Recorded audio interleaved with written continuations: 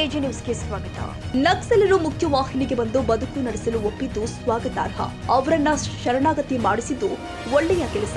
ಆದ್ರೆ ಅವರನ್ನು ಪೊಲೀಸ್ ಠಾಣೆಯಲ್ಲೋ ಅಥವಾ ಕೋರ್ಟ್ನಲ್ಲೋ ಶರಣಾಗತಿ ಮಾಡಿಸಬೇಕಾಗಿತ್ತು ಅಂತ ನಿವೃತ್ತ ಐಪಿಎಸ್ ಅಧಿಕಾರಿ ಜ್ಯೋತಿ ಪ್ರಕಾಶ್ ಮಿರ್ಚಿ ಹೇಳಿದ್ದಾರೆ. ಧಾರವಾಡದಲ್ಲಿ ಮಾತನಾಡಿದ ಅವರು, ನಕ್ಸಲರ ಶರಣಾಗತಿ ವಿಚಾರದಲ್ಲಿ ರಾಜ್ಯ ಗುಪ್ತಚರ ಇಲಾಖೆ ಎಡಿಜಿಪಿ ಹೇಮಂತ್ ನಿಂಬಾಳ್ಕರ್ ಅವರು ಒಳ್ಳೆಯ ಕೆಲಸ ಮಾಡಿದ್ದಾರೆ. ಆದರೆ ನಕ್ಸಲರನ್ನ ಸಿಎಂ ಗೃಹ ಕಚೇರಿಯಲ್ಲಿ ಶರಣಾಗತಿ ಮಾಡಿಸಿದ್ದು ಸರಿಯಲ್ಲ ಎಂದರು. ಈ ವಿಚಾರದಲ್ಲಿ ರಾಜಕೀಯ ಮಾಡಿ ಲಾಭ ಪಡೆಯುವುದು ಸರಿಯಲ್ಲ. ಇದೇ ರೀತಿ ಸರ್ಕಾರ ಬಹಳಷ್ಟು ತಪ್ಪು ಮಾಡುತ್ತಾ ಹೊರಟಿದೆ.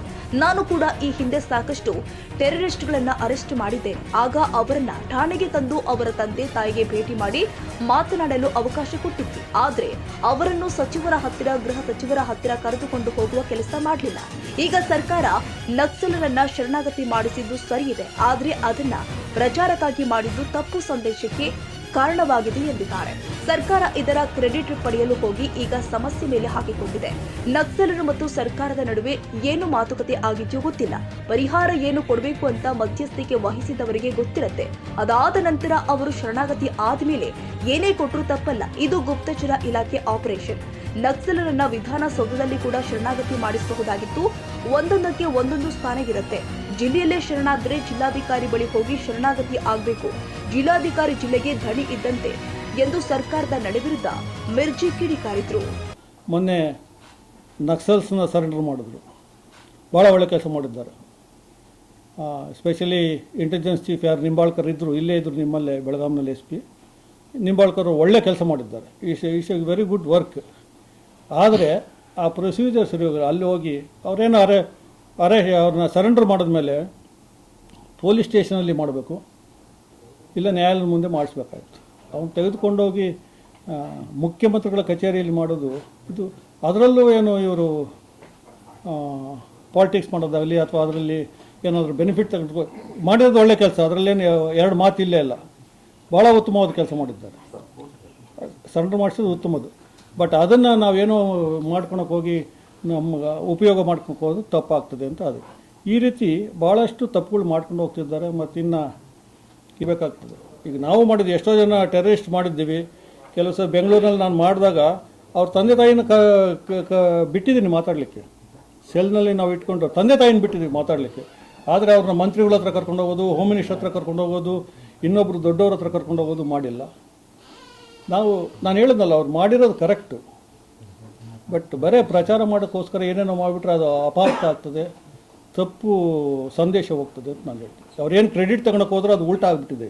ಅದು ಸರ್ಕಾರಕ್ಕೆ ಬಿಟ್ಟಿದ್ದು, ಅವ್ರಿಗೆ ಬಿಟ್ಟಿದ್ದು, ಯಾವ ರೀತಿ ಅವ್ರಿಗೆ ಅನುಕೂಲ ಆಗ್ತದೋ, ಇವ್ರು ಏನು ಕೊಡಬೇಕು ಅಂತಿದ್ದಾರೋ, ಎಷ್ಟು ಬೇಕಾದರೂ ಆಗ್ಬೋದು ನೋಡಿ. ಒಂದು ಕಾಂಪನ್ಸೇಷನ್ ಅಂತ ಕೊಡಬೇಕಾದ್ರೆ ಆಮೇಲೆ ಯಾವ ರೀತಿ ಮಾತುಕತೆ ಆಗಿದೆಯೋ ಗೊತ್ತಿಲ್ಲ.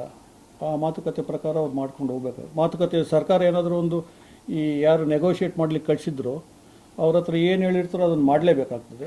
ಅದಾದ ನಂತರನೂ ಸಹ ಏನಾದರೂ ಅವರು ಡಿಮ್ಯಾಂಡ್ ಇದ್ದರೆ ಸರ್ಕಾರಕ್ಕೆ ಒಂದು ಸರೆಂಡರ್ ಆಗಿ ಅವ್ರು ಚೆನ್ನಾಗಿದ್ದಾರೆ ಅಂದರೆ ಏನು ಕೊಟ್ಟರು ತಪ್ಪಿಲ್ಲ. ಇಂಟೆಲಿಜೆನ್ಸ್ ಅಲ್ಲ ಇದು. ಹೇಮಂತ್ ನಿಂಬಾಳ್ಕರ್ ಯಾಕೆ ಮಾಡಿದ್ರೆ ಈಸ್ ದಿ ಇಂಟೆಲಿಜೆನ್ಸ್ ಚೀಫ್. ಇದೆಲ್ಲ ಇಂಟೆಲಿಜೆನ್ಸ್ ಆಪರೇಷನ್ನೇ. ಅವರೇ ಮಾಡಿರ್ತಾರೆ. ಯಾರು ಇಂಟೆಲಿಜೆನ್ಸ್? ಇದು ರೈಟು ರಾಂಗು ಅಲ್ಲ. ನಾನು ಹೇಳ್ದಂಗೆ ಅವ್ರನ್ನ ಸರೆಂಡರ್ ಮಾಡಬೇಕಾದ್ರೆ ಎರಡೇ ಜಾಗದಲ್ಲಿ ಮಾಡಬೇಕು. ಒಂದು ಪೊಲೀಸ್ ಸ್ಟೇಷನ್ ಮಾಡಬೇಕು, ಒಂದು ಕೋರ್ಟ್ನಲ್ಲಿ ಮಾಡಬೇಕು ಅಷ್ಟೇ. ವಿಧಾನಸೌಧ ಇರೋದೇ ಬೇರೆ. ನಾಳೆ ವಿಧಾನಸೌಧದಲ್ಲೂ ಸರೆಂಡರ್ ಮಾಡಿಸ್ಕೋಬೋದಲ್ಲ.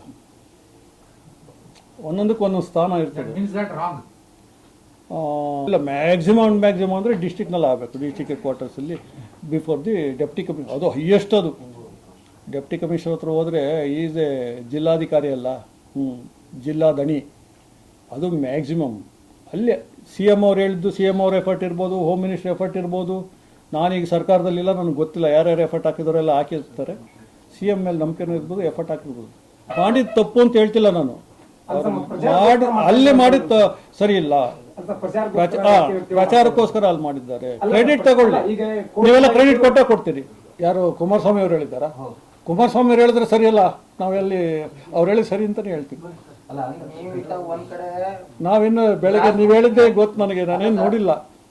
ಪಾರ್ಟಿ ಬಿಡೋದು, ಬೇರೆ ಪಾರ್ಟಿಗೆ ಹೋಗೋದು, ಮತ್ತೆ ಪಾರ್ಟಿಗೆ ವಾಪಸ್ ಬರೋದು, ಇದು ಕಂಟಿನ್ಯೂಸ್ ಪ್ರೋಸೆಸ್ ಇದ್ದಂಗೆ.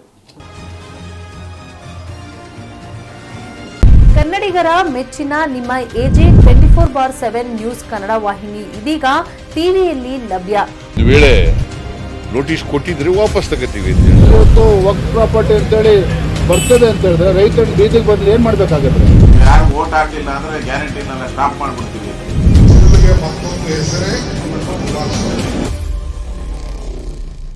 ಕರ್ನಾಟಕ ಮತ್ತು ದೇಶ ವಿದೇಶ 360 ಡಿಗ್ರಿ ಸುದ್ದಿ ಹಾಗೂ ಉತ್ತರ ಕರ್ನಾಟಕ, ಬೆಳಗಾವಿ, ಬಾಗಲಕೋಟೆ, ಧಾರವಾಡ, ಹಾವೇರಿ, ಗದಗ, ಬಿಜಾಪುರ ಜಿಲ್ಲೆಯ ಕ್ಷಣ ಕ್ಷಣದ ವಿವರವನ್ನ ಪಡೆಯುವುದಕ್ಕೆ AJ 24/7 ನ್ಯೂಸ್ ಕನ್ನಡ ವಾಹಿನಿಯನ್ನ ಲೈಕ್ ಮಾಡಿ, ವಿಡಿಯೋಗಳನ್ನ ಶೇರ್ ಮಾಡಿ, ಕಮೆಂಟ್ ಮಾಡುವ ಮೂಲಕ ನಮ್ಮ ವಾಹಿನಿಗೆ ಸಹಕಾರ ನೀಡಿ ಮತ್ತು ಚಾನೆಲ್ ಅನ್ನ ಸಬ್ಸ್ಕ್ರೈಬ್ ಮಾಡಿ.